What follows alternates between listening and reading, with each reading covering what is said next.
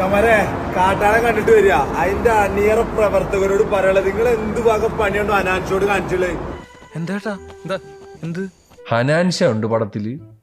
ഹനാൻഷ ഒരു ഡയലോഗ് ഇല്ല. ഹനാൻഷായി എന്ത് പറ്റണ മണി? അവര് നമ്മളെ പറ്റിച്ചതാടാ.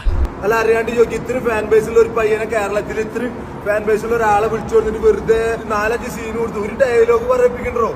അല്ല അത് ഇത്ര കഷ്ടായി പോയിട്ടോ. മോൻ എത്ര വിഷമം ഉണ്ടാവൂലേ?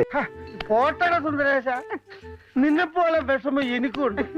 അതെന്ത് വക പരിപാടി കാട്ടിയില്ല നിങ്ങള്? സാരമില്ല, നീ വിഷമിക്കാണ്ടിരി. എനിക്കെന്ത് വിഷമം? എനിക്കൊരു വിഷമമില്ല. വലിയ വലിയ ആളുകളൊക്കെ ഇങ്ങനെയൊക്കെയാ തുടങ്ങിയ. ഹനാൻഷാക്ക് ഒരു ഡയലോഗ് വേണ്ട, ഒരു പാട്ടെങ്കിലും പഠിച്ചു ആ ചെക്കനെ വിളിച്ചു കൊടുത്തിട്ട്. ഇടം നിനക്കറിയാം സിനിമയാണ്. ഒരു കാമാതരാക്ഷരം പിടിച്ചിട്ട് എന്തെങ്കിലും എന്നെ ഉദ്ദേശിച്ചു വിളിച്ചു കൊടുത്തിട്ട്. അല്ല അറിയാണ്ട് ചോദിക്കുക. എന്തൊക്കെ പറഞ്ഞാലും ഇതൊരുമാതിരി മറ്റടുത്ത പരിപാടി തന്നെയാണ്. ഹനാൻഷ ഉണ്ട് ചേട്ടാ. നിങ്ങള് പാവപ്പെട്ട പയ്യന് ഒരു ഒരു ഡയലോഗ് കൊടുത്തില്ല. പിന്നെ എല്ലാവരും ചേർന്ന് ശരിക്കും വാരി തന്നെ മറക്കില്ല.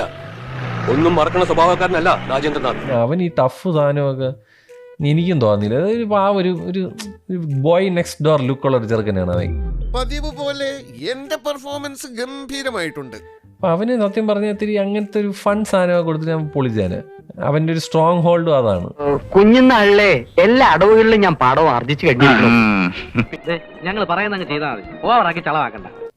ഇത് ഈ ഫൈറ്റ് ഇതൊക്കെ ഉണ്ട് പടത്തിലുണ്ട് നല്ലതാ. കൂടുതലായി ഞാൻ വല്ല ഡയലോഗും പറയണു. എന്തിന്? അല്ല, ഒരു ഒറിജിനാലിറ്റിക്ക് ഒരൊറ്റ ചവിട്ടിയാൻ വെച്ചത്. ഞാൻ പോകുന്നു. Bye bye.